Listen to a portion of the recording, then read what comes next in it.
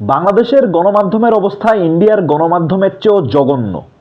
এই কথা এই জন্যই বলতেছি, ইন্ডিয়া এবং বাংলাদেশের গণমাধ্যমের মধ্যে একটাই পার্থক্য, ইন্ডিয়ান সাংবাদিকরা একটু জুড়ে চিল্লায় চিল্লায় মিথ্যা কথা বলে, স্টেটের মধ্যে এদিক থেকে ওইদিক দৌড়াদৌড়ি করে, আর আমাদের সাংবাদিকরা খুব ডিসেন্টভাবে মিথ্যা কথা বলে।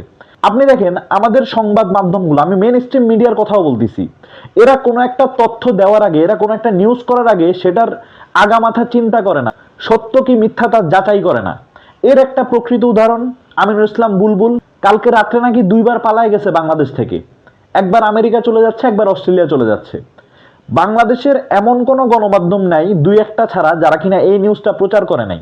বিশেষ করে বাংলাদেশের স্পোর্টস নিউজগুলা সবাই একাধারে এটা নিয়ে পোস্ট করছে যে আমিনুল ইসলাম বুলবুল বাংলাদেশ থেকে অস্ট্রেলিয়ায় চলে গেছে এবং তার রিটার্ন টিকিট কাটা হয় নাই, এবং প্রশ্ন তুলছেন তিনি কি ভেগে গেল বাংলাদেশ থেকে, তিনি কি আর বাংলাদেশে ফিরবেন?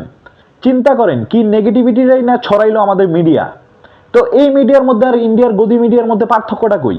আরো অনেক বিষয় আছে যেখানে কিনা আমাদের মিডিয়াগুলো সত্য মিথ্যা যাচাই না করেই পোস্ট করতেছে এবং উল্টা পাল্টা পোস্ট করতেছে। আপনি দেখেন সাম্প্রতিক অনেক নিউজ তারা করছে, নিউজের কি ভাই এতই অভাব? আপনারা যাতা নিয়ে নিউজ করতেছেন, দেখেন গাড়ি থেকে নেমে হেঁটে গেল তামিম ইকবাল, দেখেন আমেরিকার রাস্তায় হাঁটতেছে সাকিব আল হাসান, এই ধরনের আরো কত নিউজ, রাজনৈতিক অনেক ধরনের মিমস আকারের নিউজও এখন আমাদের মেইন স্ট্রিম গণমাধ্যমগুলো করতেছে। কিন্তু রাজনৈতিক আলাপে না যাই, যেহেতু ক্রিকেট নিয়ে বলতেছি, ক্রিকেটের মধ্যেই থাকি। আমাদের যে গণমাধ্যম, বিশেষ করে স্পোর্টস জার্নালিস্টরা, তারা কি এগুলো জেনে বুঝেই করেন? হ্যাঁ, সত্যি তারা এগুলো জেনে বুঝেই করেন। একটা পোস্ট করার আগে তারা আসলে চিন্তা করেন না যে এটা সত্য না মিথ্যা। আবার অনেক সময় তারা জানলেও যে এটা মিথ্যা সংবাদ, তারা প্রচার করে দেন।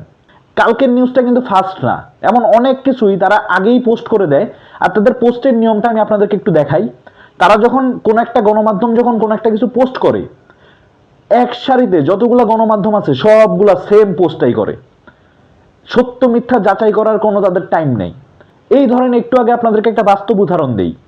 কিছুক্ষণ আগে পাকিস্তান গভর্নমেন্ট এবং পাকিস্তান ক্রিকেট বোর্ডের মধ্যে একটা মিটিং হয়েছে, যেখানে কি হয়েছে না হয়েছে পাকিস্তান অফিসিয়ালি কিচ্ছু বলে নাই।